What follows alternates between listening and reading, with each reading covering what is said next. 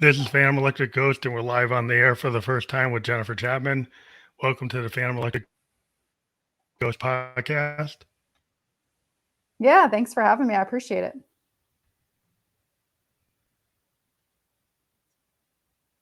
So I want to let people know we are a featured podcast on the Newsly platform. You probably see that icon on the top says listen on Newsly. We're a featured podcast there. So after the broadcast, you can listen to us on the Newsly platform. Use coupon code GHOST to get one free month free premium subscription. This is going to be episode 932 of the Phantom Electric Ghost podcast. Been on the air since 2016 on Apple Podcast. And in this episode, we're going to talk about the topic that we're trying to bring up right now. So hold a second. Here we go. Overcoming victim mentality and embracing your inner warrior. So, however you want to start with that topic, let us know, and we can kind of give you the floor.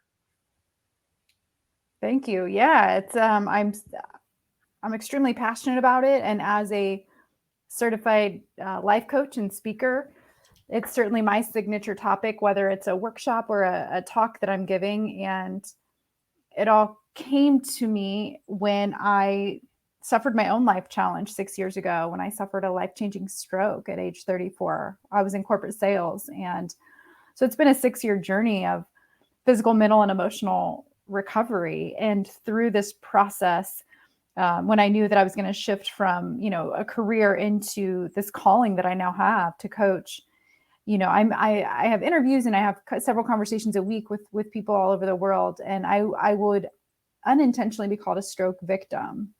And that's a trigger word for me. And it just was like, I would only be that if it took my life. Or I adopted a victim mentality, which is what I see lots of stroke survivors or people that have gone through, life challenges adapt. And so I just kind of thought through that. It's like, have I played a victim though before? Can I really acknowledge and become aware that I have played it before? And the answer was yes. I just didn't know at the time that's what I was doing when I was in corporate sales. And I'd come off my most successful year in 2016, and I was trying to go back to back, in 2017, and started to chase the result, chase the number, right? Not trusting the process, not trusting what was working for me the year before. This is how the talk came about, and it's what I share and what I believe a lot of people are unconsciously potentially adapting over these last 3 years, that, what the pandemic has done for everybody. And so many leaders reach out to me and say, yeah, we see our people playing this. How can you help us? Yeah, it's interesting. I'm a cancer survivor. At age 27, I had a level 3 sarcoma, and it was life changing in that it was like a crucible moment. Like in my 20s, I get this life near death experience, and then I survived it. I'm age 55. And so it changed my whole outlook because, I was not somebody that was going to be on the microphone. I was a musician, but I was a keyboardist. I was in the back and never sang. I was very scared of a lot of things. And I think once you go through something that's like that type of experience, I think you either can feel like you're the victim and think things are never going to be good, or you can say, "Hey, I survived this. I'm happy every day I'm here, and let's see what I can do now." Because now I was less fearful, and I was more willing to take risks because I survived. Hey, I beat it. So I was like, you had that kind of mindset when you got out of that, when you survived it. It gives you kind of this survivor advantage, I think.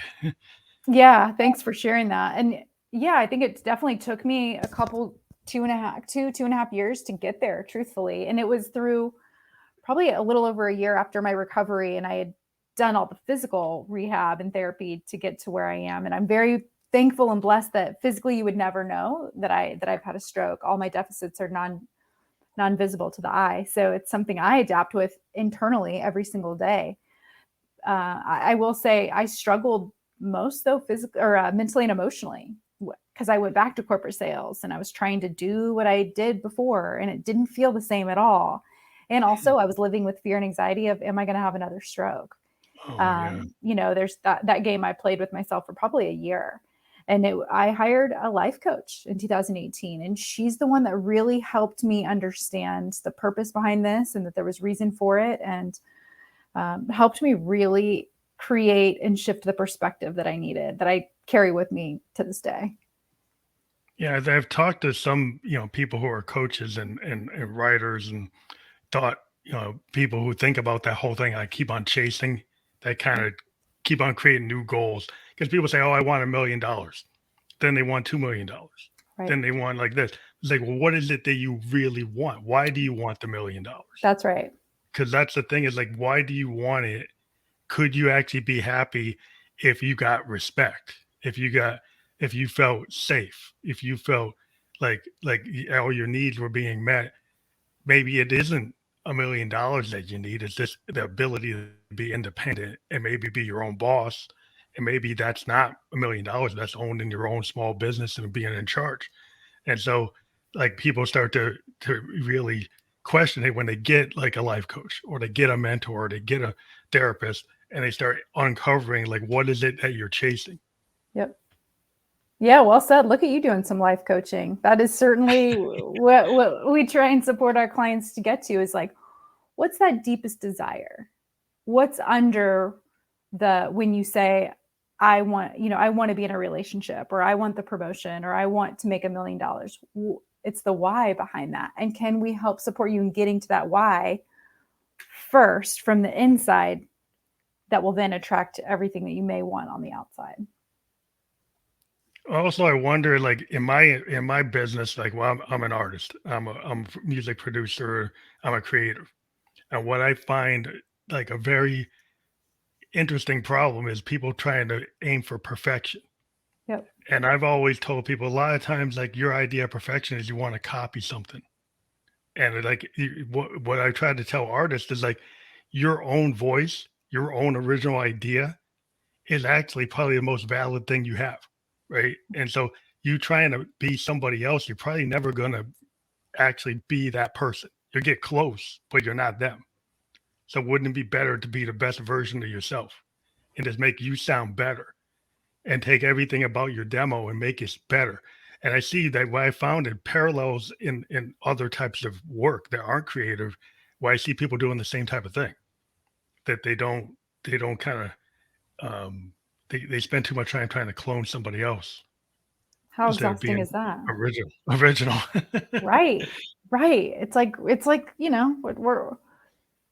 I think that's honestly one of the biggest lessons I feel like I've learned in the last 3 years was, for me, it was looking for that external validation before, especially being in a former athlete and career sales professional. It was always looking for someone else to acknowledge, yeah, that was good enough.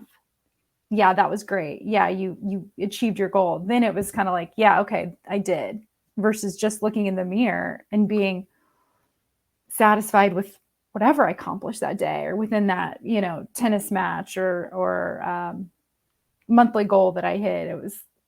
I've learned now to be more authentically me, is my Yeah, point. I think there also is kind of like when people get into programs like a weight loss program, right?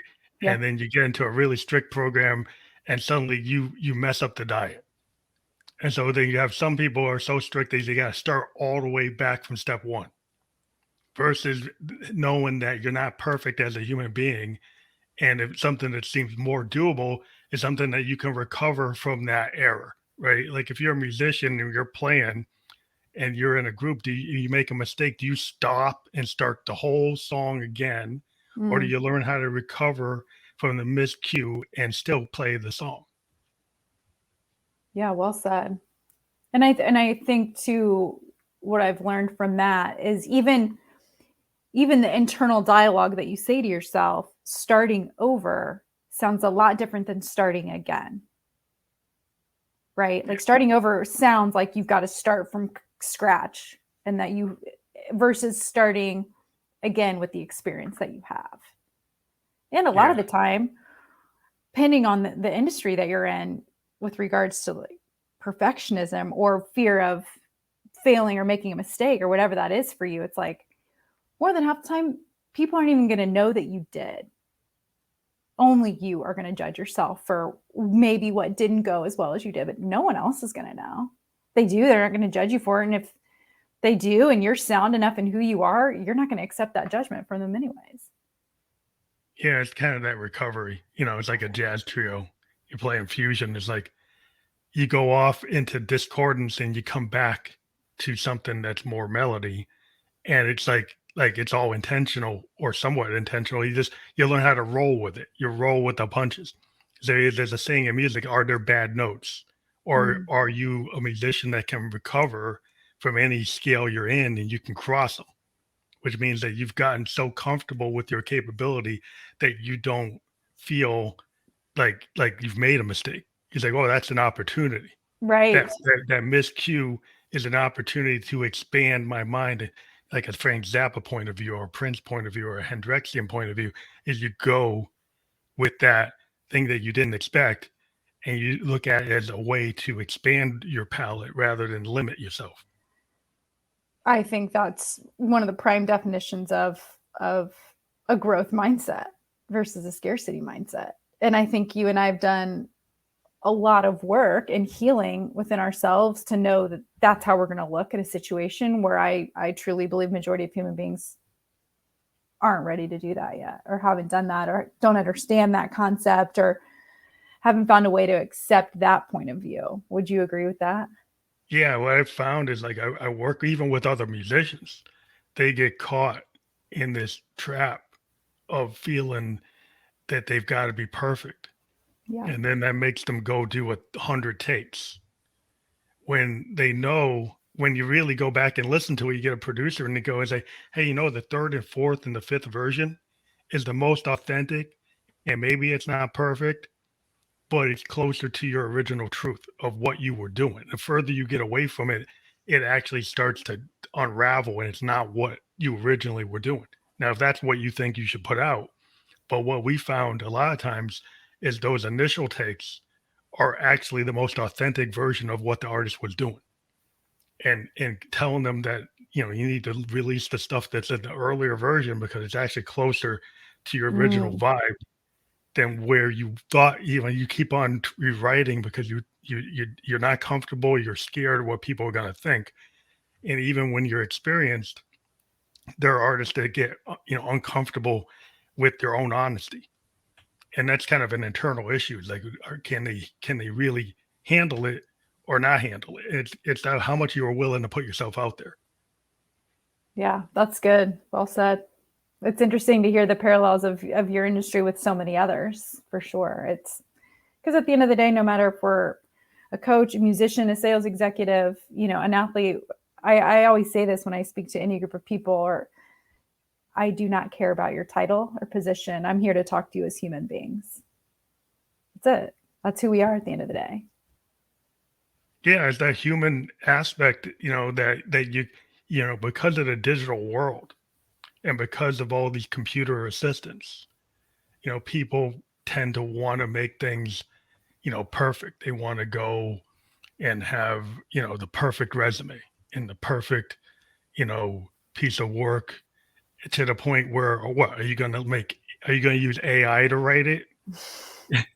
Or, because you can't handle, like, so it's like, how authentic are you going to be? Or you're so into perfection that you're going to have all these computer things come in and kind of take over. And I've been like, okay, fine, AI is good for certain things, Right.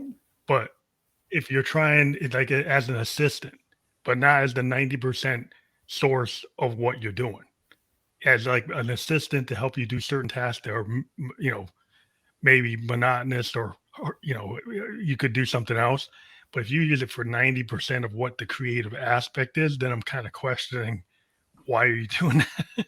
Yeah, no, that's a great point. It'll be interesting to see the direction AI takes and how much people use it, which then would take away from the authenticity of who they really are.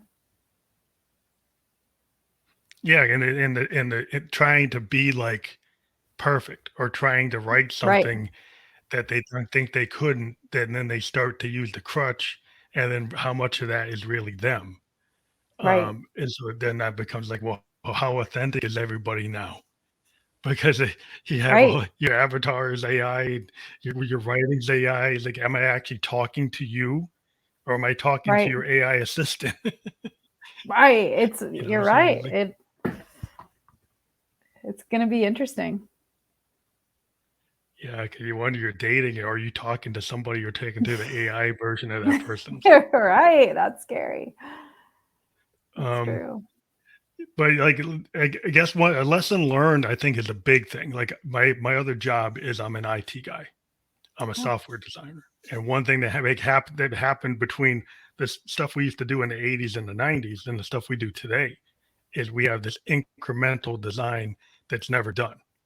So we put something out and then you get 1.1, 1.2, 1.3, 1.4, keep on continuous improvement because we find things that we didn't realize and we fix it. We continually push out fixes because like we're never done because new things come up. And I kind of look at life as like, okay, the old world was like, oh, we had a complete piece, and then we'd have to put a whole new piece of software on CD or something, and it mm. replaced that other one instead of being continually the um, kind of updated. You had to get the whole new version. So, is it like life seems to be more of that incremental thing? Oh, it's totally parallel. I think we're never done as humans, and we're continuous work in progress. I must say, I don't know if I had that perspective though before 6 years ago. I certainly just have Mm, had that shift in perspective where I now unselfishly, continue to make myself a priority, truthfully, like whatever that looks like each and every day. And be, I learned this first in sale and the corporate sales world that I was in, and then took it through my stroke recovery. It's a book by John Gordon, I believe, but our sales manager would always say, can you be 1% better than you were the day before? Right. It's like not looking at the mountain the next day, or when you set a new goal and it looks so huge that's where yeah, people say, like, I'm not even gonna take the first step because it looks so big. it's too hard. But it's like, what's one thing you can do today that you didn't do yesterday, or that would, you know, make you feel 1% better than you were yesterday? Maybe it's a shift in attitude, or an effort or a task. It's like the small things become the big things.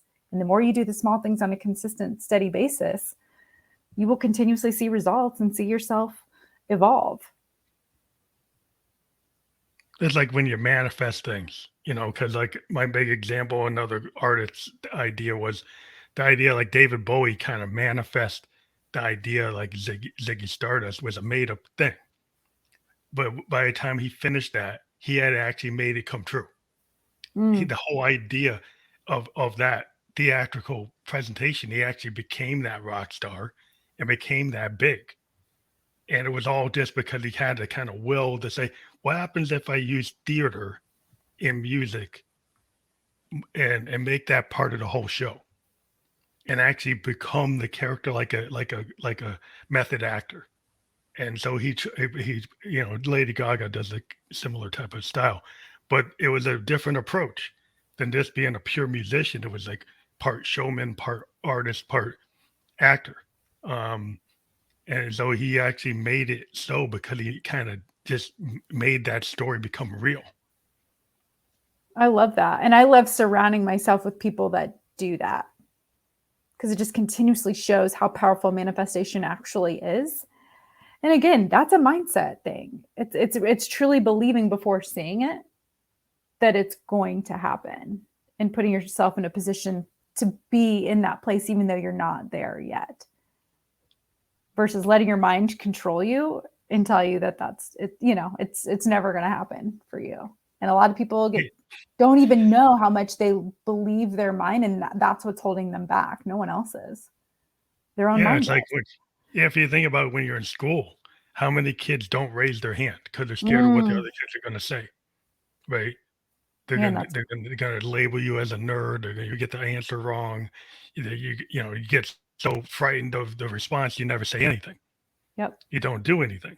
And then you get a couple of the more assertive people, they go and take the lead and they become the leaders because they're willing to do it. And you kind of that's step right. back and like, well, how can they do that? How can you do that? Well, because you have to take that step to make yourself a little vulnerable. And I Yes. think that's hard. I mean, everybody has to figure out where that is. But even if you're not an artist, you've got if you're going to be a public speaker, you got to take that step to get on that podium. Oh If you're yeah. going to go, you're going to.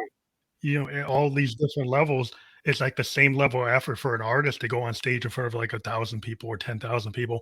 They got to make that decision, believe they belong on the stage. That's right. It's all And about you like can psych what's your yourself out of being on relationship? stage. Yeah, what's your relationship with fear?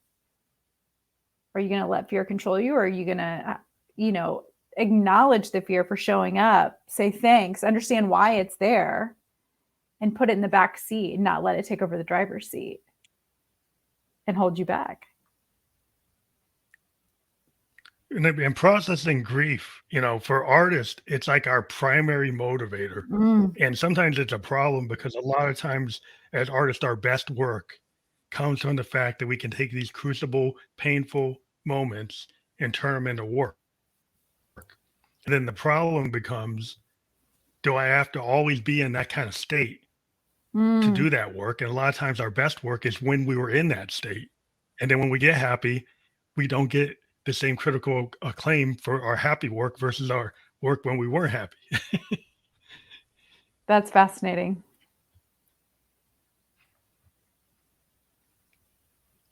So for you, you have one of the questions you like to answer is like, what's the biggest lesson learned from processing your grief? So I would think you probably found a way to channel that into a productive thing or process. Yeah, it was a powerful question that my life coach had asked me 5 years ago when I was, in a very emotional, vulnerable, instability state of mind. And she asked me, it was one of our first sessions. She's like, instead of saying why me, which she had asked me if I had asked myself that, like, why me? And that was what I didn't know then, that, someone with a victim mentality is always going to ask themselves. And what I've seen lots of stroke survivors ask themselves, why me? And I remember telling her, no, I hadn't done that. But I had, I'm surrounded by family and friends that were saying that all the time. I can't believe this happened to Jennifer. Why Jennifer? And she just looked at me as a matter of fact and said, that's because you need to ask yourself, why not me? And I was like, Hmm.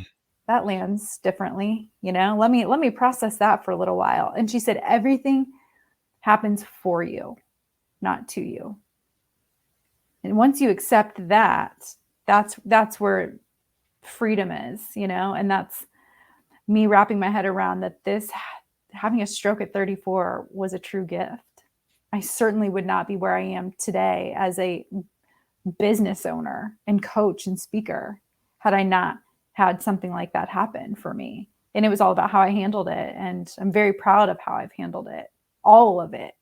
And it's therapeutic for me to share the roller coaster ride that it certainly has been. And when I was working with her and I was so emotional, it certainly was because there was a grief process there, that I was letting go of a version of myself that I knew was not coming back, right? And it was accepting and embracing this new version of myself.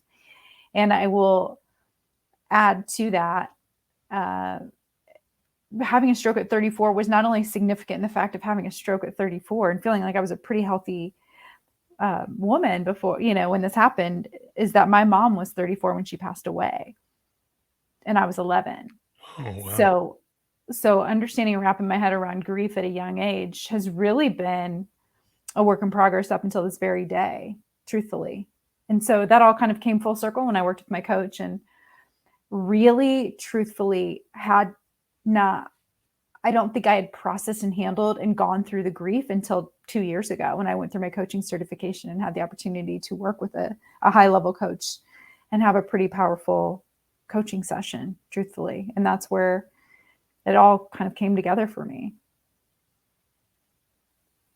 So your mother's death must have been in your back of your mind, causing you some more anxious, like more anxiety, because you went through the same kind of, well, you went through a near death experience. So you're like, wow, I kind of went through it and I survived.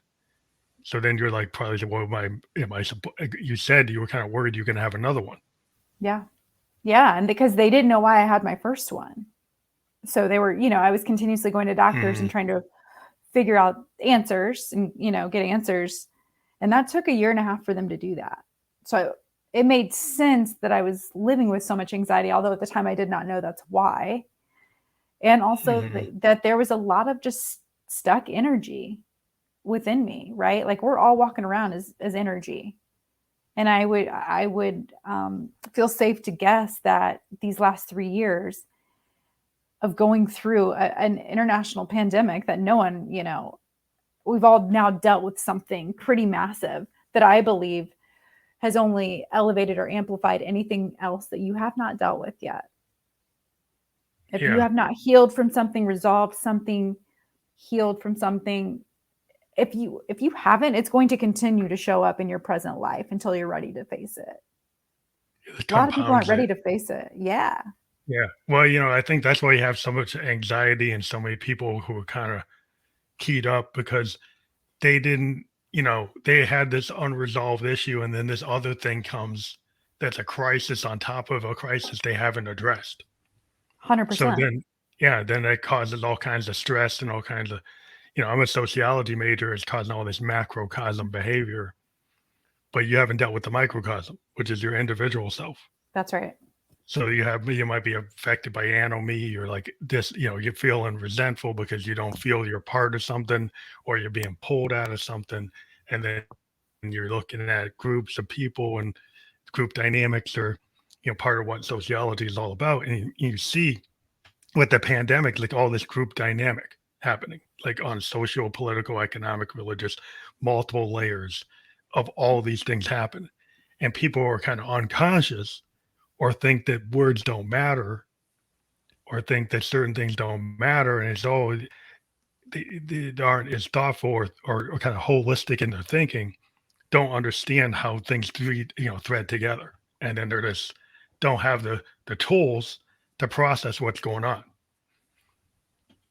Not only that, do they want the tools to process what's going on? You might Are they not. even willing and ready to become a lot of people are just truthfully not self-aware. And that's always the first step. And so when I speak about Yep. victim mentality and I talk about here's what it looks like, feels like, sounds like, and oh, by the way, here's where it comes from.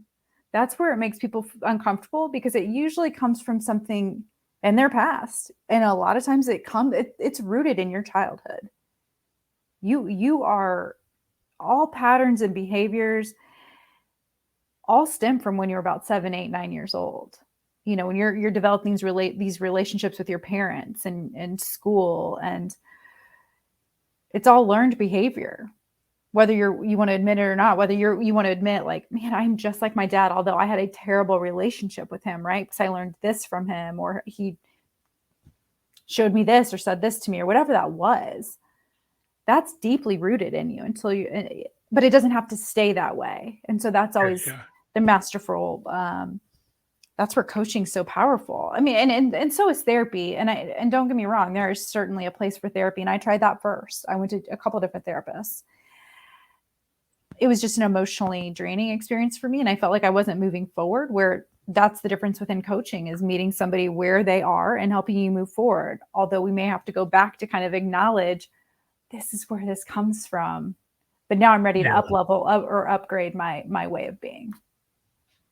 Well, sometimes some therapists, it seems like you're going to continually be in therapy and you're looking for the end state and you're hoping for like a magic bullet, but sometimes that's not going to really happen if you got to keep on uncovering the onion.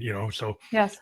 So a lot of problems, I think, with what I've seen is people, they have that inner child belief that really they think is the truth because somebody told me, oh, well, you're not going to amount to anything, or you're not good enough, and they get told by somebody that, and whether or they as a young person they perceive like my parents don't like me, they Right. don't love me, then Right. they feel that's the truth until they get to some place where they can challenge that belief that they think is the truth, but it's really just something that somebody said. It's not true.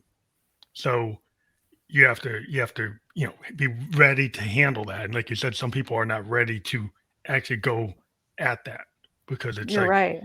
that means you have to take some responsibility to actually take the time to do it. Yep. And at some point you might have to do it because like you'll hit the wall. Not only that, your body's going to tell you. in some way that you're going to have to deal with that. A powerful lesson I've learned, again, not only through my stroke recovery, but going through the coaching certification I went through. She was very much, her background's somatic psychotherapy. And so it's all about the body. Our body's always telling us something. It has stored every single thing we've ever been through in our lives, and it's taken note.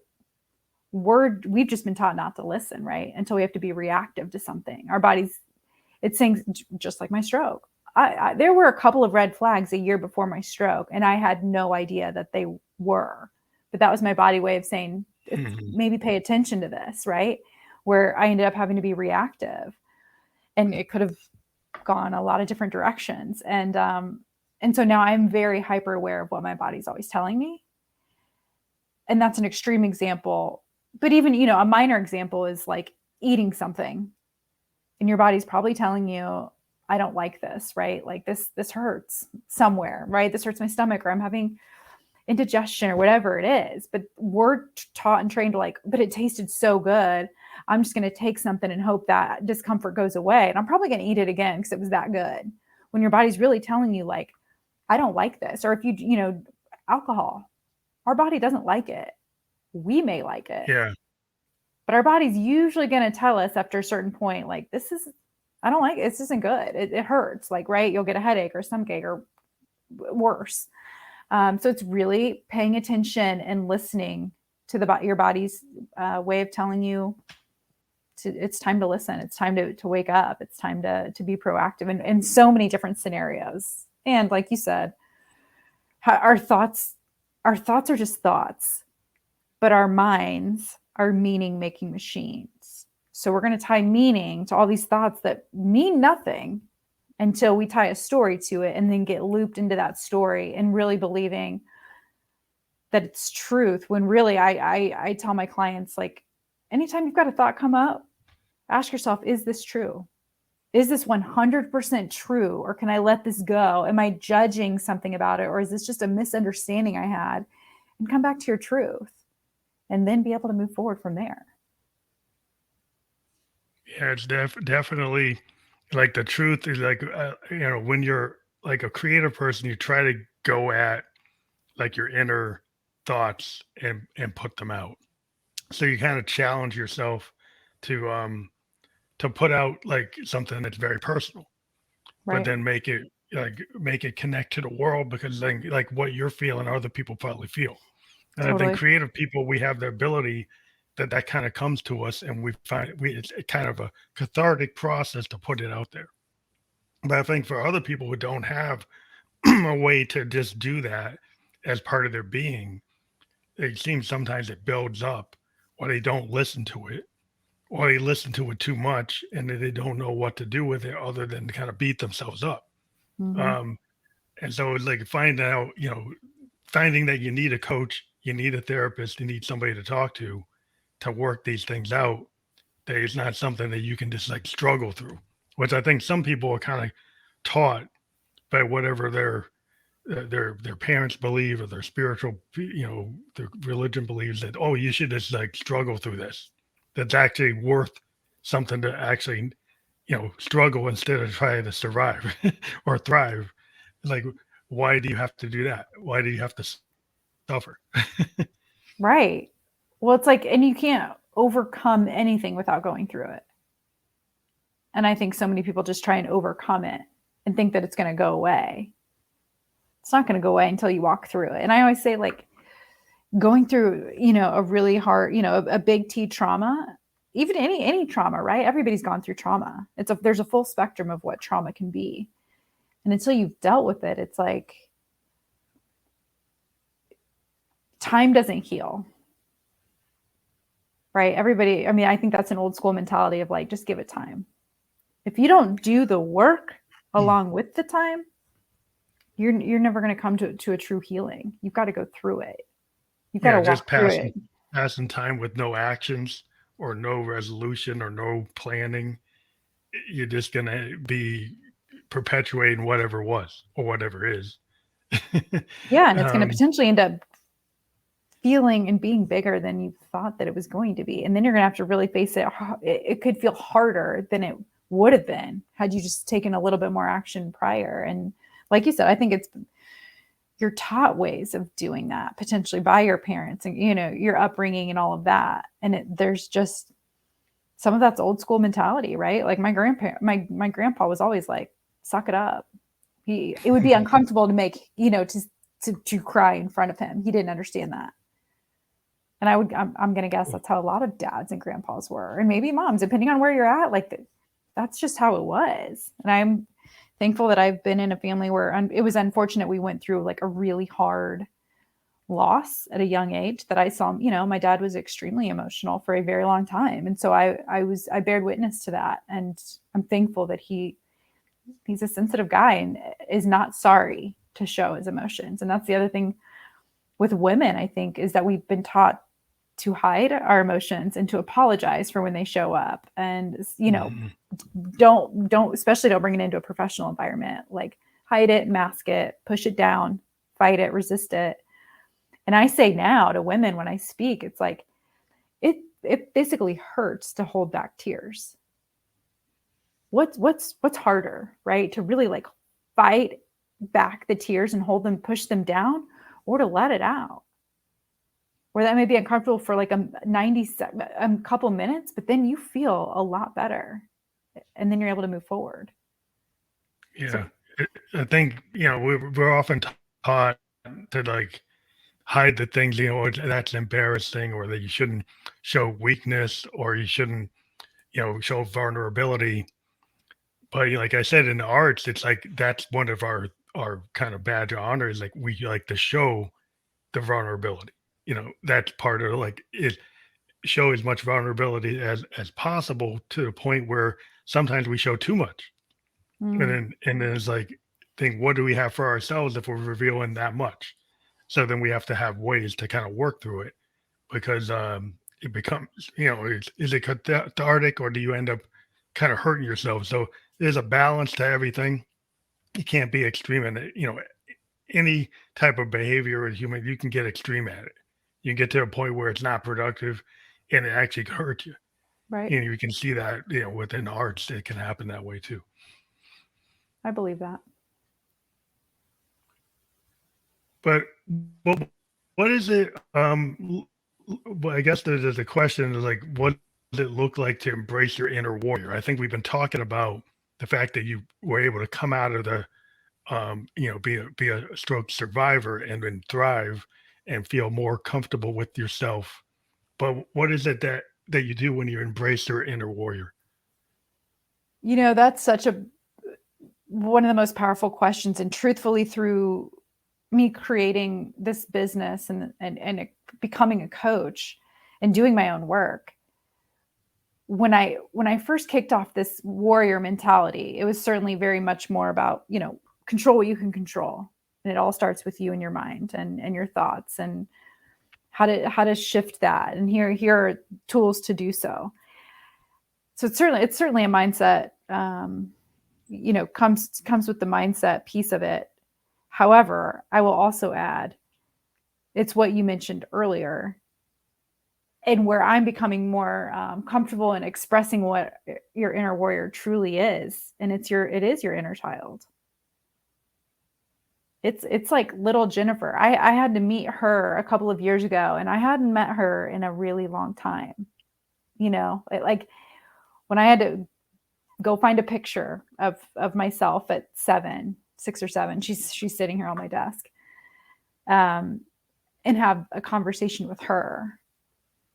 One of the most powerful things I've ever done. And knowing, like, anytime you feel anxious, that anxiety that so many people are dealing with all the time. I'm a big Mel Robbins fan, and I listen to her podcast often. And I think she was interviewing a guest recently that said, anytime you feel anxiety, that's just your younger self wanting to be acknowledged. Just wants to be seen. Well, that's interesting. That's a good way to look at it, because It's your body's an inner alarm. child. Yeah, I mean that's like a, a common theme I've talked to a lot of life coaches in the last year, and it seems to always be something that you acknowledge when you start to understand like your holistic nature, because some people, they don't consider like their mind, their body, the spirit, the whole package. They want Mm, to think of one part of it. It's like the whole thing. And then like the source of where you probably are having some issues is unresolved inner child. A totally. lot of us musicians, people say, well, you're immature. Well, I'm musicians that were somewhat immature because we were like following our inner child That's right. That's most right. of the time. Yeah, and I think so many people are scared to even so much emotion comes up when you even talk about inner child, let alone when you get out a picture of him or her and put them in front of you and go into this conversation of, when you go through your own limiting beliefs and you're being guided by a coach to say like, okay, well, if you were facing this little girl in the corner that were saying these words like I'm not good enough, what would you bend down and say to her? And then it's automatically bringing it back like, did you receive that? Because that's what you needed to hear. If you're struggling that, right? Like you talk to yourself as you would talk to this, to be able to look at my 7-year-old self. I mean, she brings me so much joy. I can't even handle it. Like she was incredible, awesome, and it's always remembering to be able, no matter what kind of day I'm having, especially the hard days, being able to like look at her in the face and knowing she is within me and that's available to me at any time, all the time. And I want that's my message for both men and women. Like they're in there ready to come out, and shine. And you've just piled on all these stories and misunderstandings and judgments that are covering them up, and they're ready to come back out and just be inherently who you are meant to be in this world at your soul level, at your core level. That is who I am as a coach, and how, what I hope to do for others is to acknowledge it's all about mastery of self. It's coming back to self-love, self-acceptance, self-awareness, self-forgiveness, self-compassion, self-kindness. It's like you can't give that to anybody else if you can't give that to yourself first. You have to try to find the point in your life where you felt that there were possibilities, That's that right. you thought you could do this, you thought you could do that, and then people started telling you, well, maybe you can't. And so then do you grow up and grow out of all your ambitions, or do you actually go back and say, you know what?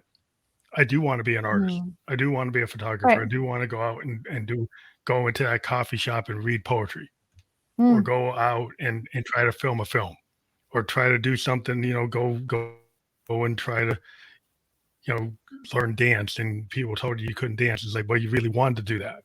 And then Yep. people told you got responsibilities, you got to have a mortgage, you got to do this. So people start to find, like, is it immature? Is it selfish to want to try to do some of those childhood things, or those dreams? Like, I don't think so. I think that's how you get to be you. If you start to embrace those things that you thought, you maybe you could do until people told you that it was like, oh, that's a no go. And then you Right. say, okay. But, I think eventually you have to start to point, realize like, yeah, you don't have to listen to that. You Right. can try it. There's nothing wrong with trying something. And if they've got a problem with it, that's their problem. That's not your problem at all. It's the most powerful thing you can do is get out of your own way. Yeah. Like I am the only person that is going to get in my way of what I know, where I want to be and who I want to be. No one else is going to do that. And I think I'm in a place that I know I can confidently say that. Where I think there's probably lots of people that would, on the surface level would say, well, I've been, have believed what they've been told. Well, they told me I couldn't do that. My parents never believed in Yeah. me. My company doesn't believe in me. Like my siblings, my best friend, whomever that is. It's like, why are you giving them the control and the power over you? I am all about like, let's take your power back. Let's embrace who you were meant to become. Yeah. You never want to be in your own way. I mean, I came up with a song lyric that was basically a character's like never in her own way was the name of the song. And this idea this person found that they weren't going to be in their own way anymore. It was like a liberation type of song of figuring out like, oh, I can give myself permission, and it doesn't matter what anybody else says. That I can do whatever I want to do. And yes, within songs you can kind of build this like cinematic. I like to think about sound paintings or cinematic ideas, but you take a concept and you try to make it real, make it happen. And it's like a little tiny arc that could be 5 minutes long, and you're just trying to get this piece of work out that you're communicating this idea. And I just find it's a really cool way to work things out, whether or not they become hits or not. But it's like Right. how I work out ideas in my head. I'll think of a concept and then I'll make that happen. And it's its own little world. You make it happen, you put it out. And I think if you apply that to your life with your goals, it's like, why not go and say you want to go out and, make that thing happen by actually speaking it and not just dreaming about it, but actually writing it down in a journal or a diary or vocalizing it with friends and letting people know that that's what you want, Mm. then things start to happen. Couldn't have said it better myself. There's power in getting it out, whether it comes, whatever it becomes, Oh yeah. but to not keep it up in your head. Again, it was a Mel Robbins episode that she was interviewing. I think it was like a neuropsychologist. And he said, nothing ever gets solved up here. This will do you no good, right? This is a coping mechanism, whether it's healthy or unhealthy. You can't outthink your way to where you want to be. It's like, you've got to drop in and go down here to really do the work and heal. And I'm like, that just It's made like so much sense to me. it's like your website says just commit coaching. Yeah. And that feels like a slogan, like, or like your mantra. But it's Yeah. like, to me, yeah, it's kind of like, just do it, but that seems like less helpful. But just commit, it's like, well, that's more informative. Just do it is like, what do you mean? Okay, I understand you would say just do it, but commit is a little more descriptive, showing that you need to put some effort into what you want to believe and what you want to do. Yeah. Thank you. I receive lots of compliments on my name, and I'm very proud of my name. And I truthfully, I like to share how I came up with it. And it was because through healing after my stroke, I found Pilates as a new way to exercise. And the studio that I go to is called Just Breathe. And what I've noticed, and I've been doing it for almost 6 years now, each class is hard in some capacity. We'll be in this most uncomfortable position, and she'll say, okay, just hold. Like, right, we're just going to hold this pose, or we're just pulse, just lift. But we're in a really uncomfortable position, and she just makes it sound like so easy. Okay, just hold. And it's like, it's so much more than that, and that's exactly how I came up with Just Commit. It's like, I'm asking you to commit to just 3 months of work with me, or 6 months of work with me, or to this program. But there's so much more to that. And ultimately you're committing to yourself. That's it. Are you willing to commit and go all in on you, for you? So many people Well, I think, try and yeah, go I think that's how you start. 99%. And our coach is like, it's Yeah. way harder to go 99% than it is to go 100%. And I'm like, man, you're right. Yeah. Right? Like a simple example, she's like, okay, raise your hand as high as you can. And we all raise our hand. She's like, now raise it just a little bit more. You can raise it a little bit more. She's like, now why didn't you do that the first time when I asked you to raise it as high as you can? I'm like, man, what a great visual example of how we've been hardwired and trained as human beings. Yeah, train not to really do the most first, is like, try, maybe it's not the best effort. It's like, just get away with it effort. Yeah, okay, I'll raise my hand. Just kind of Yeah. phone it in. It's like kind of like, it's like a producer when I ask somebody, like, show me, yeah, your best lick. And then he's like, was that really your best lick? And I'm like, oh no, I was holding back. Like, but didn't I tell you to show me your best one? That's how we're hardwired. And the real win is like, I don't even know if I love the word pushing through that, but challenging yourself and proving to yourself what you're truly capable of, because we're capable of so much more than we think that we are. We just hold ourselves back. We believe the stories that we're telling ourselves that we can't do it, or that we're not good enough, or that we're not strong enough, or we're not talented enough. We Yeah, I believe think that. part of it is like overthinking.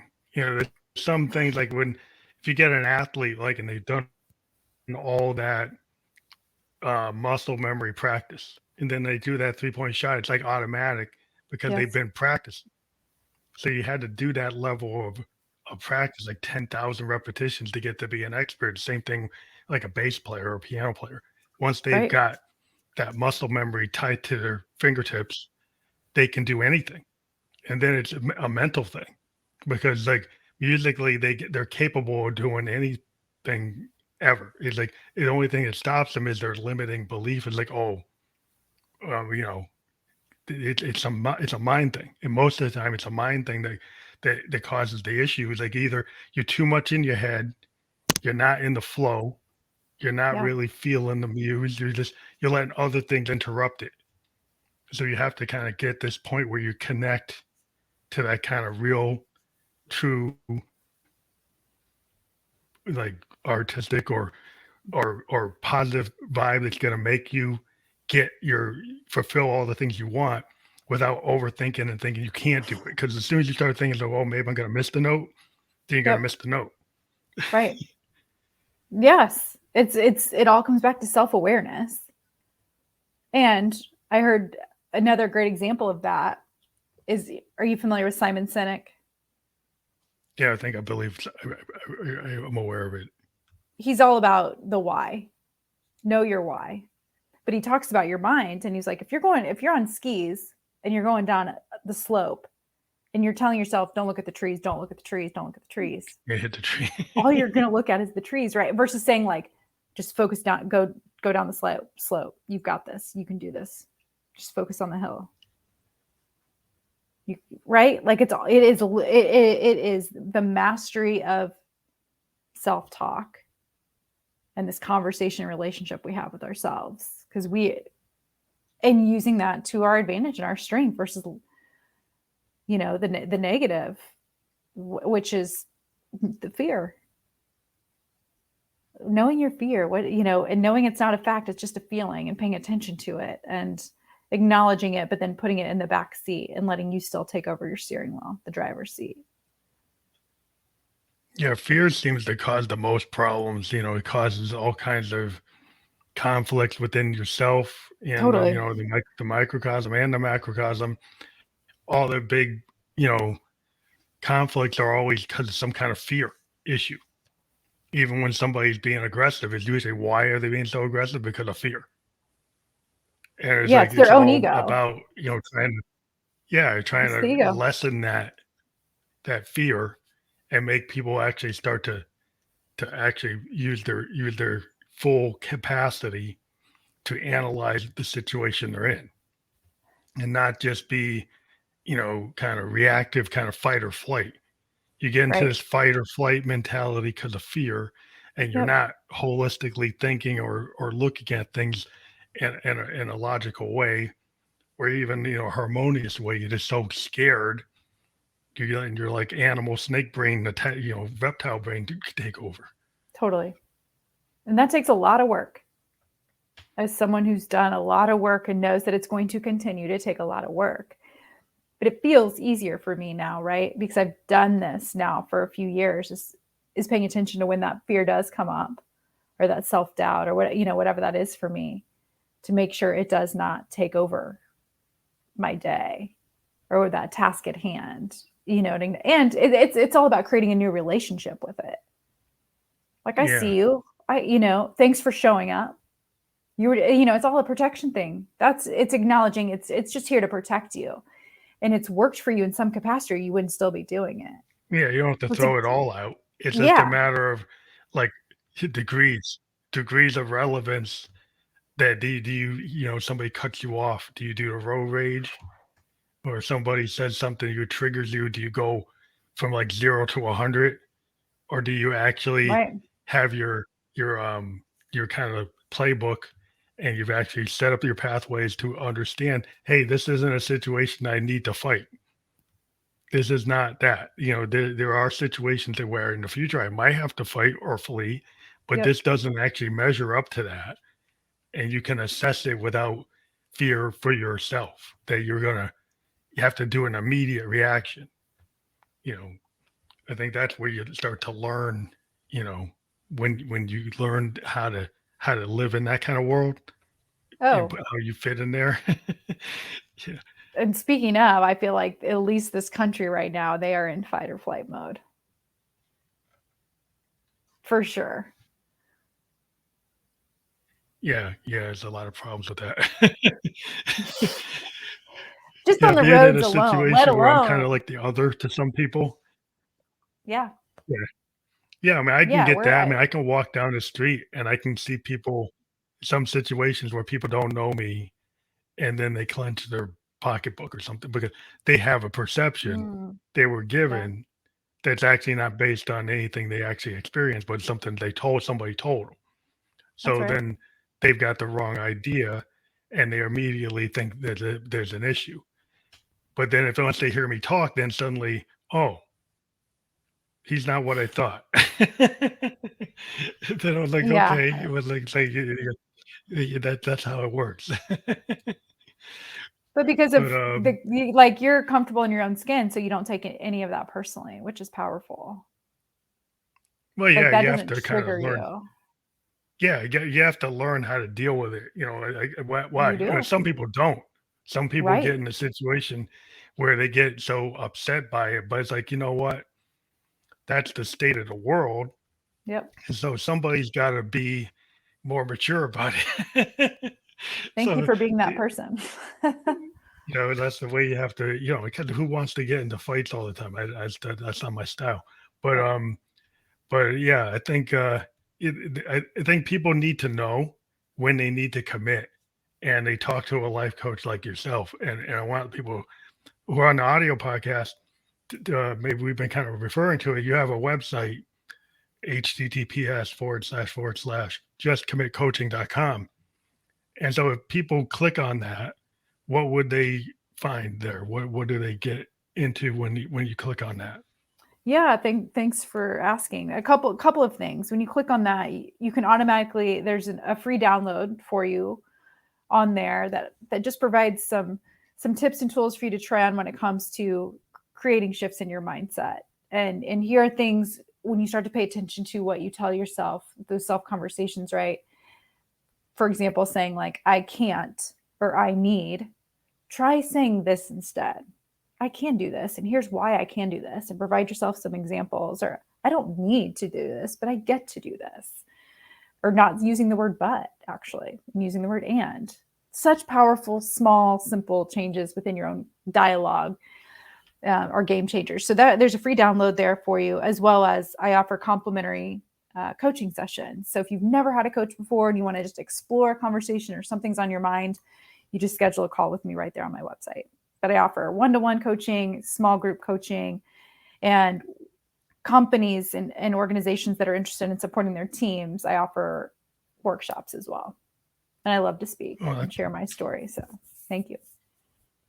that's awesome. I want to let people know that that is clickable on the published versions of the podcast, and the Family Electric Ghost podcast is pretty much everywhere you can watch or listen to a podcast. And so we're going to create a landing page available for your audience by tomorrow. And so wherever they like to watch or listen to podcasts, they'll be able to find that from like Apple to iHeartRadio to Amazon, Google, Twitch, all the different places that it can be found. And so we provide that to your audience, and you can use that by tomorrow. We have been on Facebook and YouTube and Twitch, and I will send you the Facebook and YouTube permanent links directly after we're off the air.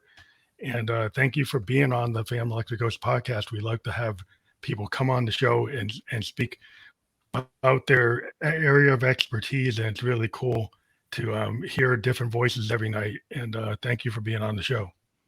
Thanks so much for the opportunity to share my story with your audience. I really appreciate it. Thank you. Thank you. Have a good night. Yeah, you as well.